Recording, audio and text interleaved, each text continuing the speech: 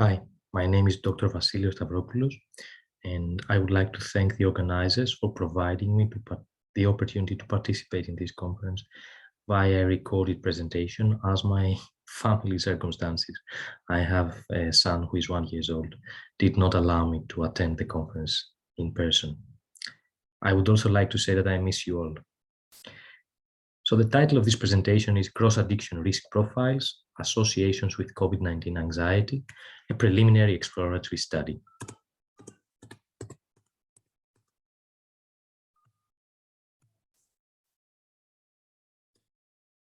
Over the past 30 years, research in a variety of addictive behaviors, such as alcohol, drugs, gambling, smoking, video games, etc., has considerably increased. These behaviors involve or tend to be divided in two broader categories: substance-related addictions or excessive behaviors, and non-substance-related behaviors or behavioral addictions, otherwise known as process addictions. The common place between the two is the drive of an individual to moderate the way they feel, either to feel better initially, gratification, or to feel less worse progressively. And this need tends to be exacerbated, enhanced during periods of contextual distress, such as those of the current 19 pandemic. The recent, I should probably say. Every behavior that satisfies the following 6 points constitutes an addiction from an operational perspective. Salience, a specific frequency of the behavior within a specific period of time, let's say once per day. Mood modification, as said previously, one aims to moderate the way they feel, either to feel better or to feel less worse. Tolerance, one needs gradually higher doses of the behavior to achieve the same outcome. Withdrawal symptoms, when one disengages from the behavior, unpleasant reactions, either psychological, such as irritability and frustration, or even biological reactions, may be experienced. Conflicts, functional impairment, from the moment and after that an addiction becomes established, one's roles, responsibilities get neglected, and conflicts with others in their surrounding may emerge. Relapse, despite the fact that one may choose not to continue with the behavior or to disengage, they find themselves unable to do so.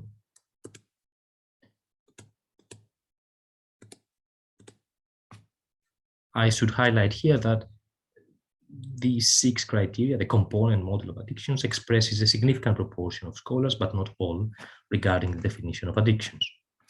Despite the progress recorded, research to understand the complex processes generating addictions, as well as inter-addiction links, is lacking. Researchers have identified the phenomenon of cross-addiction, where an individual transitions from one addiction to another, often via replacement, as an area requiring further investigation. Cross-addiction, substitute addiction, or addiction hopping is when a person presenting with one form of addiction, as said previously, proceeds to substitute it with another. Potential reasons may involve forced abstinence, where a person cannot access their original addiction and seeks an immediate alternative. Harm reduction, where a person decides to stop their original addiction and finds an alternative behavior that provides similar effects without the same level of risks or harms. And relapse prevention, where a person adopts a new behavior to reduce the risk of relapsing with the original one. Nonetheless, long-term substitution may lead to harms related to the development of a new addiction and or the relapse with the original one. These reasons that underpin the phenomenon of cross-addiction or addiction hopping or substitute addiction have been summarized under 2 hypotheses.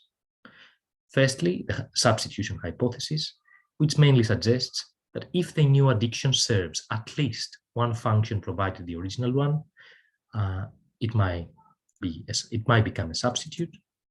Secondly, the typology hypothesis, which assumes that different addictive behaviors are linked and can be categorized together through common characteristics and functions. Thus, people move towards certain types based on their own individual characteristics and not others. To date, various cross-addiction exhibitions such as drug to alcohol, alcohol to eating, gambling to video games, and risk profiles have been suggested to exist but not investigated. Thus, distinct cross-addiction risk types profiles that may explain why people transition to certain addictive behaviors have been relatively unexplored, one could say. This study aims to address this gap while concurrently investigating the associations of cross-addiction risk profiles in the community with COVID-19 related anxiety. Research aims, first, to explore profiles of cross-addiction risk. Second, to describe the characteristics and the proportion of these profiles. Third, to identify differential associations with COVID-19 pandemic precipitated anxiety.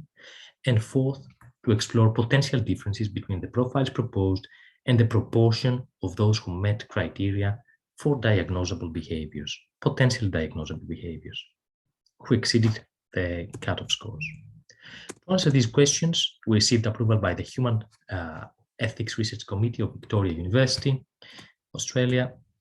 Interested participants were invited to register to the study via an online survey link advertised widely, and responses were collected between November 2020 and January 2021. Our research sample involved 968 valid measurements, 622 males, 743 heterosexuals, mean age 29 years old. Regarding the instruments to assess addictions, these are described in the table below. So we've assessed 10 different types of addictive behaviors, such as shopping addiction, social media use addiction, sex addiction, exercise, online gambling, internet gaming, internet use in general, abuse in general, alcohol, substance use, cigarette, and of course, COVID-19 anxiety. The reliability rates were consistently exceeding 0.65 in terms of Cronbach alpha and are considered sufficient. Aim 1, to explore profiles of cross-addiction risk. Considering this aim, latent class or profiling analysis, LCA, LPA, was conducted in our studio software using the tidy LPA package.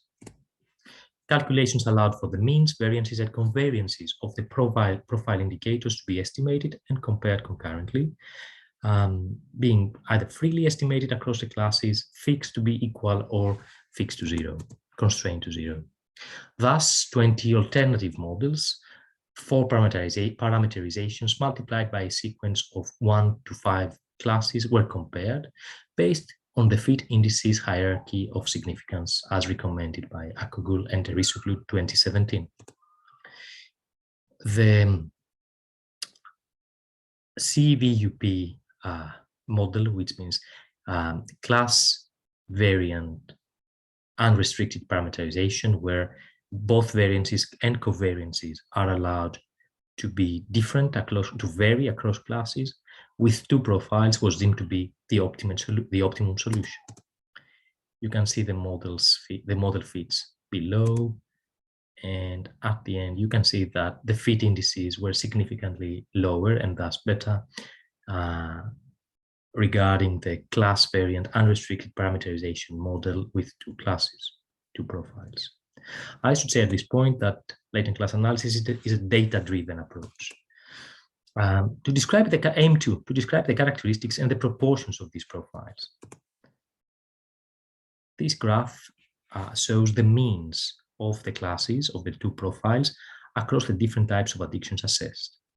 You can see that we have a profile which is consistently higher than the other, and the difference between the 2 profiles, the high and the low, tends to increase in the area of substance-related addictions, drugs, smoking, and alcohol, as well as gambling, while it tends to decrease and become even insignificant in the area of behavioral addictions and especially exercise. Proportions of classes. Class 1, which is the high-risk class, had 42.6% of the participants as its members, and class 2, the low-risk class, 57.4%.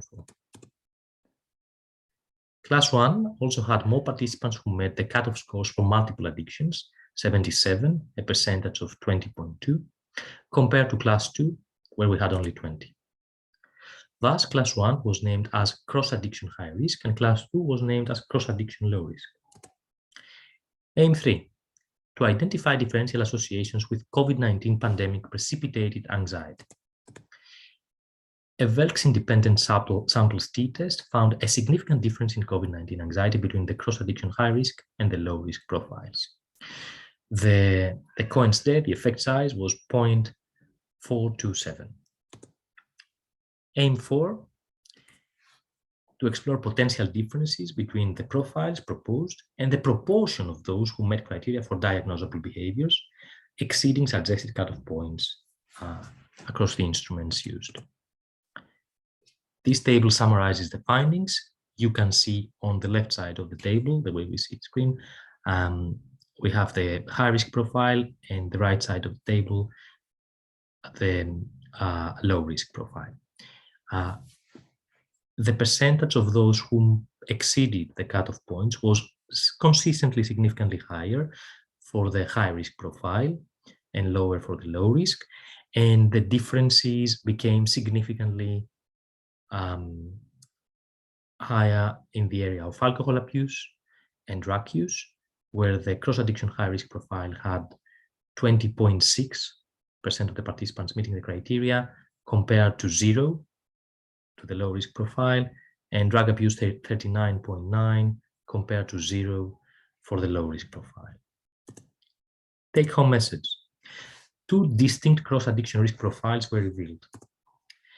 These were classified as cross-addiction high and cross-addiction low risk. Respondents categorized in the high-risk profile scored consistently higher across all addictive behaviors assessed, presented more likely to suffer from concurrent addictive problems, and reported significantly higher levels of COVID-19 pandemic-related anxiety. Implications: considering taxonomic and/or diagnostic perspectives, the study provides evidence for broadening, in favor of broadening the addictions umbrella to include behavioral addictions, maybe not exercise. Secondly, from an assessment perspective, it could be concluded that higher emphasis should be given to substance addiction symptoms to identify the severity profile 1. The severity profile 1 may be classified within. Thirdly, from a prevention perspective, appropriate practices and/or policies can be developed to consider a significantly higher proportion of the population, almost 1 out of 3, higher than 1 out of 3, as being potentially at high risk for cross-addictive behaviors, belonging in the high-risk class. Limitations: these findings are based on a single study. The data was collected from participants not selected randomly. Self-report scales were used. The sample could be characterized as a convenient sample, limiting the generalizability of the findings. It's a community sample, and thus findings may not be extended to diagnosable populations, to eligible to be diagnosed populations. Cross-sectional data was collected, which means the findings do not provide understanding of the direction of causality. Cultural differences were not controlled, and thus they may have potentially confounded the findings. Thank you for attending this video. Thank you for attending this presentation. Once again, I wish I were there with you. Thank you for your attention.